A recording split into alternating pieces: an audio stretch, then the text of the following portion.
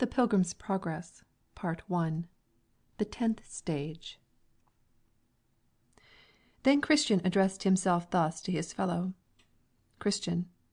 Well, come, my good Hopeful, I perceive that thou and I must walk by ourselves again.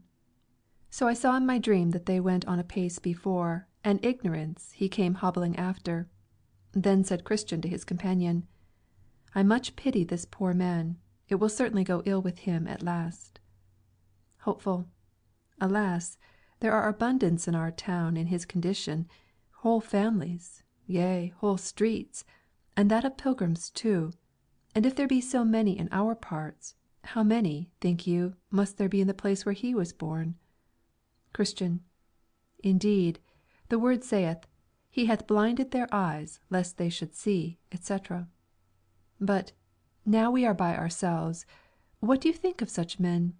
Have they at no time, think you, convictions of sin, and so, consequently, fears that their state is dangerous? Hopeful. Nay, do you answer that question yourself, for you are the elder man. Christian. Then I say, sometimes, as I think, they may, but they, being naturally ignorant, understand not that such convictions tend to their good, and therefore they do desperately seek to stifle them, and presumptuously continue to flatter themselves in the way of their own hearts. Hopeful.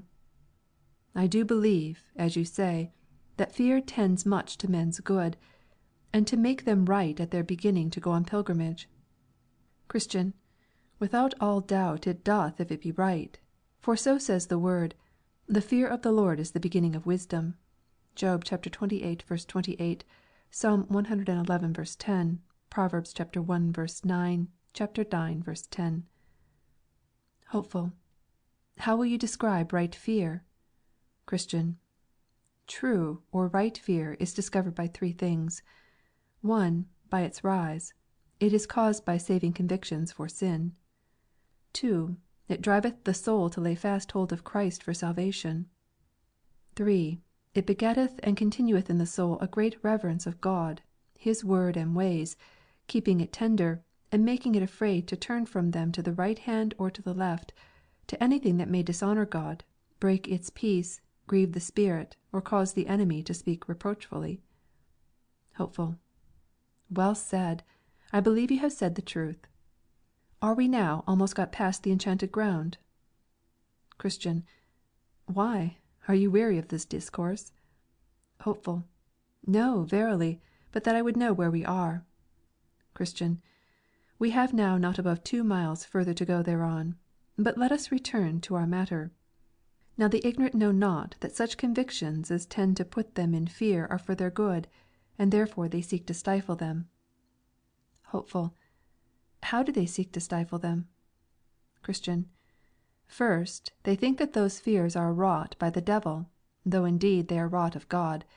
And thinking so, they resist them as things that directly tend to their overthrow. Second, they also think that these fears tend to the spoiling of their faith, when, alas for them, poor men that they are, they have none at all, and therefore they harden their hearts against them. Third, they presume they ought not to fear, and therefore, in despite of them, wax presumptuously confident. Fourth, they see that those fears tend to take away from them their pitiful old self-holiness, and therefore they resist them with all their might. Hopeful. I know something of this myself, for before I knew myself it was so with me. Christian. Well, we will leave, at this time, our neighbour Ignorance by himself, and fall upon another profitable question. Hopeful. With all my heart, but you shall begin. Christian. Well, then, did you know, about 10 years ago, one Temporary in your parts, who was a forward man in religion then? Hopeful. Know him? Yes. He dwelt in Graceless, a town about 2 miles off of Honesty, and he dwelt next door to one Turnback. Christian. Right. He dwelt under the same roof with him. Well, that man was much awakened once. I believe that he had some sight of his sins and of the wages that were due thereto. Hopeful. I am of your mind, for, my house not being above 3 miles from him, he would oft times come to me, and that with many tears. Truly I pitied the man, and was not altogether without hope of him. But one may see it is not every one that cries, Lord, Lord. Christian. He told me once that he was resolved to go on pilgrimage, as we go now. But all of a sudden he grew acquainted with one saved self, and then he became a stranger to me. Hopeful. Now, since we are talking about him, let us a little inquire into the reason of the sudden backsliding of him and such others. Christian. It may be very profitable. But do you begin. Hopeful. Well, then, there are, in my judgment, 4 reasons for it. 1. Though the consciences of such men are awakened, yet their minds are not changed. Therefore, when the power of guilt weareth away, that which provoked them to be religious ceaseth. Wherefore they naturally turn to their old course again. Even as we see the dog that is sick of what he hath eaten, so long as his sickness prevails he vomits and casts up all. Not that he doth this of a free mind, if we may say a dog has a mind, but because it troubleth his stomach. But now, when his sickness is over, and so his stomach eased, his desires being not at all alienated from his vomit, he turns him about and licks up all. And so it is true which is written, The dog turneth to his own vomit again. 2 Peter 2:22. Thus, I say, being hot for heaven by virtue only of the sense and fear of the torments of hell, as their sense of hell and fear of damnation chills and cools, so their desires for heaven and salvation cool also. So then it comes to pass that when their guilt and fear are gone, their desires for heaven and happiness die, and they return to their course again. 2. Another reason is, they have slavish fears that do overmaster them. I speak now of the fears that they have of men, for the fear of man bringeth a snare. Proverbs 29:25. So then, though they seem to be hot for heaven so long as the flames of hell are about their ears, yet, when that terror is a little over, they betake themselves to second thoughts, namely, that it is good to be wise, and not to run, for they know not what, the hazard of losing all, or, at least of bringing themselves into unavoidable and unnecessary troubles. And so they fall in with the world again. 3. The shame that attends religion lies also as a block in their way. They are proud and haughty, and religion in their eyes is low and contemptible. Therefore when they have lost their sense of hell and the wrath to come, they return again to their former course. 4. Guilt, and to meditate terror, are grievous to them. They like not to see their misery before they come into it, though perhaps the sight of it at first, if they loved that sight, might make them fly whither the righteous fly and are safe. But because they do, as I hinted before, even shun the thoughts of guilt and terror, therefore, when once they are rid of their awakenings about the terrors and wrath of God, they harden their hearts gladly, and choose such ways as will harden them more and more. Christian. You are pretty near the business, for the bottom of all is for want of a change in their mind and will. And therefore they are but like the felon that standeth before the judge. He quakes and trembles, and seems to repent most heartily, but the bottom of all is the fear of the halter. Not that he hath any detestation of the offence, as is evident. Because, let but this man have his liberty, and he will be a thief, and so a rogue still. Whereas, if his mind was changed, he would be otherwise. Hopeful. Now I have showed you the reason of their going back, do you show me the manner thereof. Christian. So I will willingly. 1. They draw off their thoughts all that they may from the remembrance of God, death, and judgment to come. 2. Then they cast off by degrees private duties, as closet prayer, curbing their lusts, watching, sorrow for sin, and the like. 3. Then they shun the company of lively and warm Christians. 4. After that they grow cold to public duty, as hearing, reading, godly conference, and the like. 5. Then they begin to pick holes, as we say, in the coats of some of the godly, and that devilishly, that they may have a seeming colour to throw religion, for the sake of some infirmities they have espied in them behind their backs. 6. Then they begin to adhere to and associate themselves with carnal, loose, and wanton men. 7. Then they give way to carnal and wanton discourses in secret. And glad are they if they can see such things in any that are counted honest, that they may the more boldly do it through their example. 8. After this they begin to play with little sins openly. 9. And then, being hardened, they show themselves as they are. Thus, being launched again into the gulf of misery, unless a miracle of grace prevent it, they everlastingly perish in their own deceivings. Now I saw in my dream that by this time the pilgrims were got over the enchanted ground, and entering into the country of Beulah, whose air was very sweet and pleasant. Isaiah chapter 62, verses 4-12. Song of Solomon chapter 2, verses 10-12. The way laying directly through it, they solaced themselves there for a season. Yea, here they heard continually the singing of birds, and saw every day the flowers appear in the earth, and heard the voice of the turtle in the land. In this country the sun shineth night and day, wherefore this was beyond the valley of the shadow of death, and also out of the reach of giant despair. Neither could they from this place so much as see Doubting Castle. Here they were within sight of the city they were going to. Also here met them some of the inhabitants thereof, for in this land the shining ones commonly walked, because it was upon the borders of heaven. In this land also the contract between the bride and the bridegroom was renewed. Yea, here, as the bridegroom rejoiceth over the bride, so doth their God rejoice over them. Here they had no want of corn and wine, for in this place they met with abundance of what they had sought for in all their pilgrimage. Here they heard voices from out the city, loud voices, saying, Say ye to the daughter of Zion, Behold, thy salvation cometh; behold, his reward is with him. Here all the inhabitants of the country called them the holy people, the redeemed of the Lord, sought out, etc. Now as they walked in this land, they had more rejoicing than in parts more remote from the kingdom to which they were bound. And drawing near to that city they had yet a more perfect view thereof. It was builded of pearls and precious stones. Also the streets thereof were paved with gold, so that, by reason of the natural glory of the city and the reflection of the sunbeams upon it, Christian with desire fell sick. Hopeful also had a fit or two of the same disease, wherefore here they lay by it a while, crying out because of their pangs, If you see my beloved, tell him that I am sick of love. But, being a little strengthened and better able to bear their sickness, they walked on their way, and came yet nearer and nearer, where were orchards, vineyards, and gardens, and their gates opened into the highway.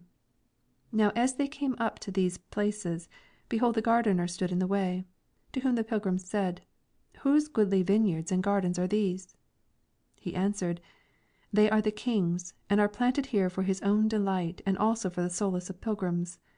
So the gardener had them into the vineyards, and bid them refresh themselves with the dainties. Deuteronomy chapter 23, verse 24. He also showed them there the king's walks and arbours, where he delighted to be, and here they tarried and slept. Now I beheld in my dream that they talked more in their sleep at this time than ever they did in all their journey. And being in muse thereabout, the gardener said even to me, Wherefore musest thou at this matter? It is the nature of the fruit of the grapes of these vineyards to go down so sweetly as to cause the lips of them that are asleep to speak. Song of Solomon chapter 7, verse 9. So I saw that when they awoke they addressed themselves to go up to the city, but, as I said, the reflection of the sun upon the city, for the city was pure gold, Revelation chapter 21, verse 18, was so extremely glorious that they could not as yet with open face behold it, but through an instrument made for that purpose. 2 Corinthians chapter 3, verse 18. So I saw that as they went on, there met them 2 men in raiment that shone like gold, also their faces shone as the light. These men asked the pilgrims whence they came, and they told them. They also asked them where they had lodged, what difficulties and dangers, what comforts and pleasures they had met with in the way, and they told them. Then said the men that met them, You have but 2 difficulties more to meet with, and then you are in the city. Christian then and his companion asked the man to go along with them, so they told them they would. But, they said, You must obtain it by your own faith. So I saw in my dream that they went on together till they came in sight of the gate. Now further I saw that between them and the gate was a river, but there was no bridge to go over, and the river was very deep.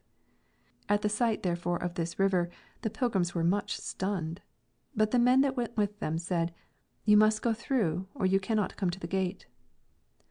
The pilgrims then began to inquire if there was no other way to the gate.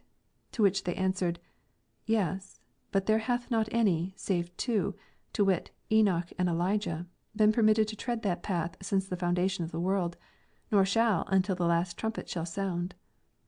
The pilgrims then, especially Christian, began to despond in their mind, and looked this way and that, but no way could be found by them by which they might escape the river. Then they asked the men if the waters were all of a depth. They said, No. Yet they could not help them in that case. For, they said, You shall find it deeper or shallower as you believe in the king of the place. Then they addressed themselves to the water, and entering, Christian began to sink, and crying out to his good friend, Hopeful, he said, I sink in deep waters, the billows go over my head, and all his waves go over me. Selah. Then said the other, Be of good cheer, my brother. I feel the bottom, and it is good. Then said Christian, Ah, my friend, the sorrows of death have compassed me about. I shall not see the land that flows with milk and honey. And with that a great darkness and horror fell upon Christian, so that he could not see before him. And here he in a great measure lost his senses, so that he could neither remember nor orderly talk of any of those sweet refreshments that he had met with in the way of his pilgrimage. But all the words that he spoke still tended to discover that he had horror of mind and heart fears that he should die in the river and never obtain entrance in at the gate. Here also, as they that stood by perceived, he was much in the troublesome thoughts of the sins that he had committed, both since and before he began to be a pilgrim. It was also observed that he was troubled with apparitions of hobgoblins and evil spirits, for ever and anon he would intimate so much by words. Hopeful, therefore, here had much ado to keep his brother's head above water. Yea, sometimes he would be quite gone down, and then, ere a while, he would rise up again half dead. Hopeful did so endeavour to comfort him, saying, Brother, I see the gate, and men standing by to receive us. But Christian would answer, it is you that they wait for you have been hopeful ever since I knew you. And so have you, he said to Christian. Ah, brother, said Christian, surely if I was right he would now arise to help me, but for my sins he hath brought me into the snare and hath left me. Then said Hopeful, My brother, you have quite forgot the text where it is said of the wicked, There are no bands in their death, but their strength is firm. They are not troubled as other men, neither are they plagued like other men. Psalm 73, verses 4 and 5. These troubles and distresses that you go through in these waters are no sign that God hath forsaken you, but are sent to try you whether you will call to mind that which heretofore you have received of his goodness, and live upon him in your distresses. Then I saw in my dream that Christian was in muse a while, to whom also Hopeful added these words, Be of good cheer, Jesus Christ maketh thee whole. And with that Christian broke out with a loud voice, Oh, I see him again, and he tells me, When thou passest through the waters I will be with thee, and through the rivers they shall not overflow thee. Isaiah chapter 43, verse 2. Then they both took courage, and the enemy was after that still as a stone, until they were gone over. Christian, therefore, presently found ground to stand upon, and so it followed that the rest of the river was but shallow. Thus they got over. Now upon the bank of the river, on the other side, they saw the two shining men again, who there waited for them. Wherefore, being come out of the river, they saluted them, saying, We are ministering spirits, sent forth to minister for those that shall be heirs of salvation. Thus they went along towards the gate. Now you must first note that the city stood upon a mighty hill, but the pilgrims went up that hill with ease, because they had these two men to lead them up by the arms. They had likewise left their mortal garments behind them in the river, for though they went in with them, they came out without them. They therefore went up here with much agility and speed, though the foundation upon which the city was framed was higher than the clouds. They therefore went up through the region of the air, sweetly talking as they went, being comforted because they safely got over the river and had such glorious companions to attend them. The talk that they had with the Shining Ones was about the glory of the place, who told them that the beauty and glory of it was inexpressible. There, they said, is Mount Zion, the heavenly Jerusalem, the innumerable company of angels, and the spirits of just men made perfect. Hebrews 12:22-24. You are going now, said they, to the paradise of God, wherein you shall see the tree of life and eat of the never fading fruits thereof. And when you come there, you shall have white robes given you, and your walk and talk shall be every day with the King, even all the days of eternity. Revelation chapter 2, verse 7, chapter 3, verse 4 and 5, chapter 22, verse 5. There you shall not see again such things as you saw when you were in the lower region upon the earth, to wit, sorrow, sickness, affliction, and death. For the former things are passed away. Revelation chapter 21, verse 4. You are now going to Abraham, to Isaac and Jacob, and to the prophets, men that God hath taken away from the evil to come, and that are now resting upon their beds, each one walking in his righteousness. The men then asked, What must we do in this holy place? To whom it was answered, You must there receive the comfort of all your toil, and have joy for all your sorrow. You must reap what you have sown, even the fruit of all your prayers and tears and sufferings for the King by the way. Galatians chapter 6, verses 7 and 8. In that place you must wear crowns of gold and enjoy the perpetual sight and vision of the Holy One, for there you shall see him as he is. 1 John chapter 3, verse 2. There also you shall serve him continually with praise, with shouting and thanksgiving, whom you desire to serve in the world, though with much difficulty, because of the infirmity of your flesh. There your eyes shall be delighted with seeing, and your ears with hearing the pleasant voice of the Mighty One. There you shall enjoy your friends again that are gone thither before you, and there you shall with joy receive even every one that follows into the holy place after you. There also you shall be clothed with glory and majesty, and put into an equipage fit to ride out with the King of glory. When he shall come with sound of trumpet in the clouds, as upon the wings of the wind, you shall come with him. And when he shall sit upon the throne of judgment, you shall sit by him. Yea, and when he shall pass sentence upon the workers of iniquity, let them be angels or men, you also shall have a voice in that judgment, because they were his and your enemies. Also, when he shall again return to the city, you shall go too with the sound of trumpet, and be ever with him. 1 Thessalonians chapter 4, verses 14-17, Jude verses 14 and 15, Daniel chapter 7, verses 9 and 10, 1 Corinthians chapter 6, verses 2 and 3. Now while they were thus drawing towards the gate, behold, a company of the heavenly host came out to meet them, to whom it was said by the other two Shining Ones, These are the men that have loved our Lord when they were in the world, and that have left all for his holy name. And he hath sent us to fetch them, and we have brought them thus far on their desired journey, that they may go in and look their Redeemer in the face with joy. Then the heavenly host gave a great shout, saying, Blessed are they that are called to the marriage supper of the Lamb. Revelation chapter 19, verse 9.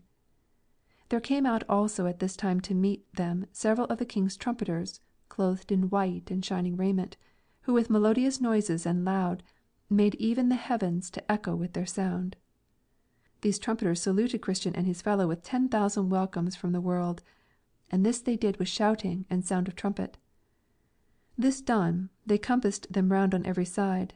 Some went before, some behind, and some on the right hand, and some on the left, as it were to guard them through the upper regions, continually sounding as they went, with melodious noise, in notes on high, so that the very sight was to them that could behold it as if heaven itself was come down to meet them.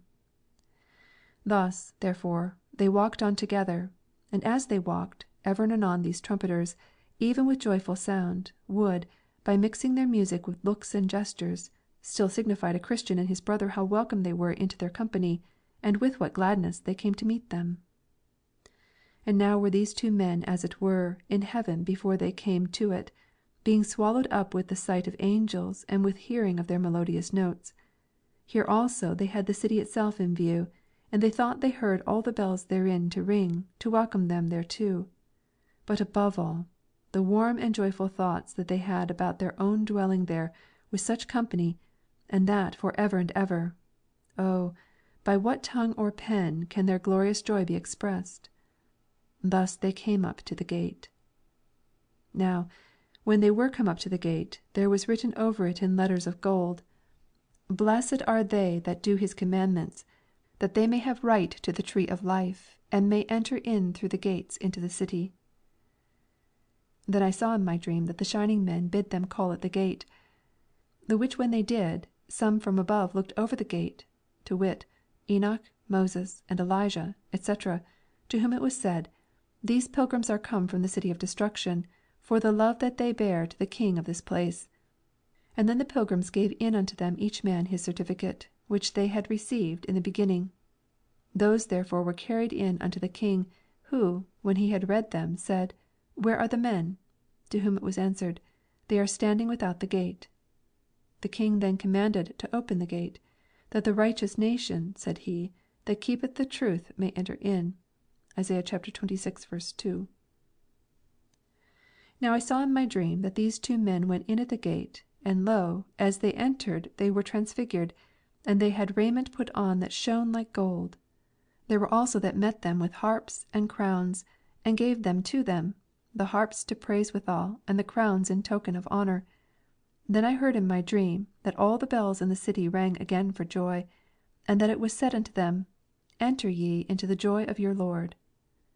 I also heard the men themselves, that they sang with a loud voice, saying, Blessing, and honour, and glory, and power be unto him that sitteth upon the throne, and unto the Lamb, for ever and ever. Now just as the gates were opened to let in the men, I looked in after them, and behold, the city shone like the sun. The streets also were paved with gold, and in them walked many men with crowns on their heads, palms in their hands, and golden harps to sing praises withal. There were also of them that had wings, and they answered one another without intermission, saying, Holy, holy, holy is the Lord.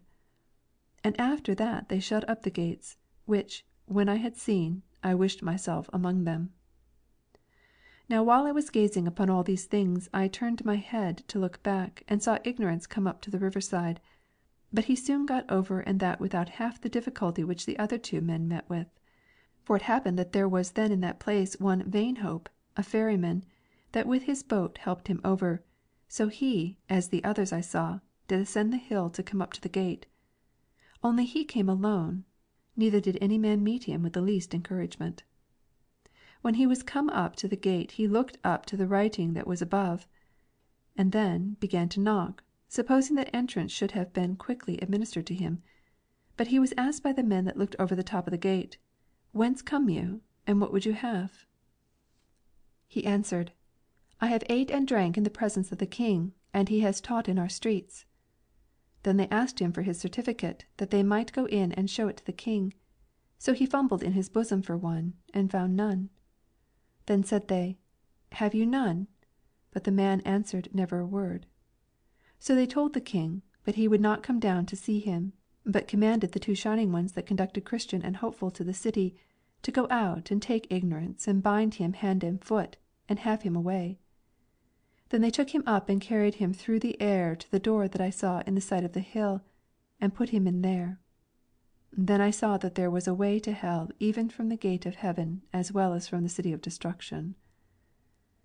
So I awoke, and behold, it was a dream. Conclusion. Now, reader, I have told my dream to thee. See if thou canst interpret it to me, or to thyself or neighbour.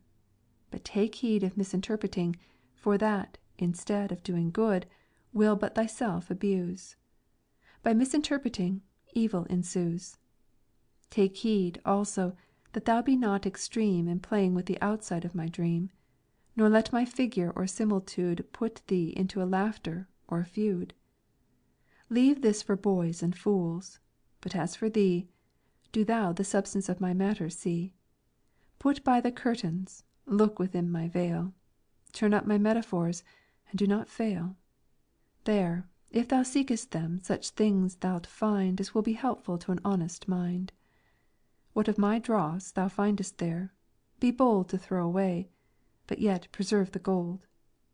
What if my gold be wrapped up in ore? None throws away the apple for the core. But if thou shalt cast away all as vain, I know not but 'twill make me dream again. This is the end of Part 1.